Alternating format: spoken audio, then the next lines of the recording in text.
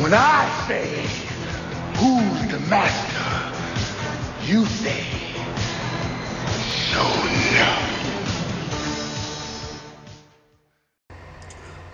What's up, everybody? It's the Manga Weekly. I'm sorry I'm bringing you guys this. Well, technically, this is an early review because the anime came out Tuesday morning versus Wednesday morning, so I'm able to bring you my thoughts and interpretations on the chapter. Last week I started off with Naruto. This week I'm going to be starting off with Bleach. Enough is enough of that. Let's jump into this review. Alright, so Bleach, this is chapter 545. And this chapter was actually pretty basic. It can actually be broken up into three sections. The first section was dealing with Ichigo's dad and his two daughters. The second portion of the chapter was dealing with Renji, Rukia, and Byakuya. And the last small portion of it was dealing with the new head of the 13 Core Guard Squads talking with Ichigo's friends. Now, to be honest with you, there's not too much to cover. We do find out that Byakuya has been in the blood healing tube this entire time, which makes perfect sense considering how much damage he took and how close to the brink of death he was on. Now that he's been fully healed, he still doesn't consider himself to be to his standard of how strong he is. Now, as we all know, that before the next battle gets started, everyone's going to have their opportunities to get their power-ups. And in this particular situation, Byakuya's sword has been destroyed and it's been taken by the other member of the Stern Ritters. So it'll be interesting to see what kind of sword Byakuya ends up getting. And because the story has not progressed far enough, I'm not too sure. Are they going to get different versions of what they already have, or are they going to all have new Zanpakutos? Because technically Rukia's Zanpakuto was never destroyed, so she should still technically have the exact same Zanpakuto. Now, Renji, on the other hand, should have a new Zanpakuto as well as Byakuya, which also gives the opportunity to see new Bankais from the both of them. So I'm actually really looking forward to seeing what their new Bankais look like. And I'm definitely looking to see Rukia get her Bankai for the first time. Because again, with this being the last actual main arc, this is the time that they need to start showing everyone who's going to achieve Bankai what their Bankais actually look like. And to see what Byakuya's would be is, I can't even fathom. Like, what happened with Ichigo's new swords threw me off completely. So I couldn't even imagine what they're going to do with these other guys.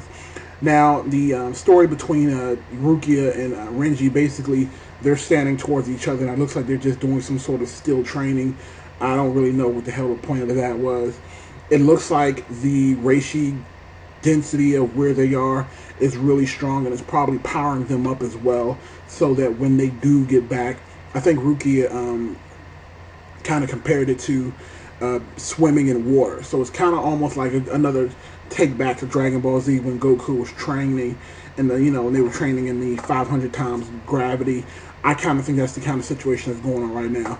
They're training in denser reishi so that when they get back to the regular Soul Society situation, they're going to be stronger because of them learning and adapting to that actual reishi at that moment.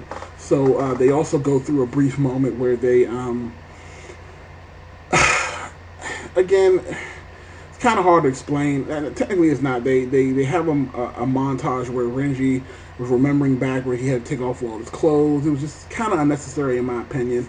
I don't really want to stick on that too much. And then the last portion of the chapter was about Kirikou. I'm probably mispronouncing his name right now, but he actually goes back to the world of the living, and he's talking to Ichigo's friends, informing them that they need to get ready to leave Ichigo. Now, my only interpretation of that right now is that I'm guessing he doesn't know if Ichigo is going to win or lose, and he kind of wants to prepare his friends to say, hey, Ichigo might not come back, so, you might want to just go on about your lives and forget about Ichigo. Now, also, there was also a portion at the beginning of the chapter where Ichigo's dad was, walking around the house, talking to his daughters. Again, it was just kind of like to me, it was kind of like a useless part of the chapter, because again, yes, I don't care what the daughters are doing. They're always doing the same thing. The dad's always acting weird, and he's mentioned something about once he finishes with someone that's sick, he'll come to dinner. Just a normal back and forth banter. I really wish that this chapter utilize some of these pages in different ways to kind of jump back and forth between Soul Society and figure out how these other guys are training, but we didn't really get that. Because of that, I'm going to have to rate this this actual chapter a okay. I can't rate it a good. I can't rate it a great. It was just okay. It didn't really reveal much of anything other than the fact that Byakuya has been healed and that Rukia and Renji had been training. They didn't really get into details. We didn't see Renji's new sword or its unsealed form or anything of that matter. So I'm just going to leave that at that. Now, let's talk about Naruto. Woo-hoo! Naruto. Alright, guys. So, this week's chapter of Naruto was epic, to say the least. We got the Ten Tails, baby. Well, I'm not going to say the Ten Tails. We got the Ten Tails Jinchuriki, and it is Obito. Now, for anyone out there who, including myself, who hated Obito as the main protagonist in this the main villain in this series, we were all disappointed when he came back and he ended up being alive after Kakashi killed him. But so for him to go ahead and then absorb the Ten Tails Jinchuriki, I did not see that coming. Honestly, I really didn't. I thought Madara was going to absorb it and he would become OP. But it looks like Obito has absorbed the Ten Tails and he is strong as fuck. He was literally able to just break away that seal that was being held down by all 4 Hokages, and he broke it effortlessly. So it's scary how strong this guy is turning out to be. And I was one of those people, and again, you can go back to some of my old videos, and I was one of those guys who hated the Ten Tails, them fighting that big monster. I felt like it basically just took away from the one-on-one battles that make this series great. You know, this show is not about fighting giant monsters. It's about fighting normal-sized enemies who are extremely strong. So I felt like once now the Ten Tails is inside of Obito, we finally get to have some of those great one-on-one or multiple-on-one battles. And by the looks of it, it's going to be pretty scary because Obito is strong as fuck. He is definitely OP. To the point where the first even immediately said, this guy is stronger than me. And the second that notion, funny enough, and we're like, yeah, brother, he's stronger than the both of us. It's my prediction right now is that Obito is going to probably mop the floor with everyone. He's going to probably get into a skirmish with Naruto and Sasuke will probably have to push his limits up a little bit. So it'll be interesting to kind of see how him and Naruto kind of fight. Ultimately, what I think is going to happen is that Naruto's dad is going to give Naruto that other portion of chakra that he had sealed into himself, and then Naruto will become the complete nine-tailed sage mode, whatever you want to call it. That's the only way I can see them beating him at this time. And there was another important factor that was talked about, Madara. You know, we haven't forgotten about Madara, you know, him being the main villain, but it looks like he has to use this trump card that he's talking about to kind of stop Obito or get the upper hand.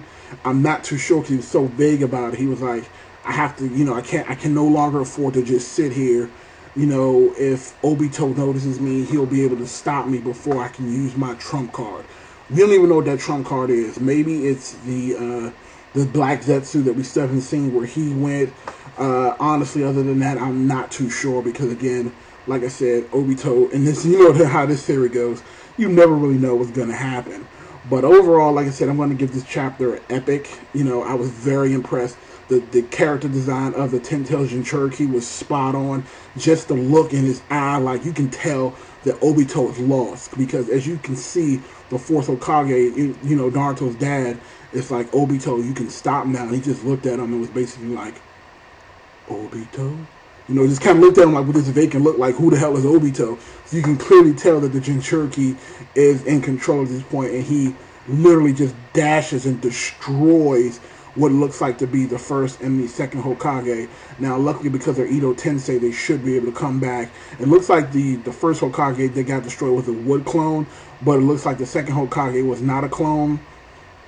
But again, because they're Edo Tensei, they should be able to reform. But I don't even know if this Jinchuriki has the ability to use seals. So if that is the case, he can easily defeat the Hokages, and it's going to be really, really bad.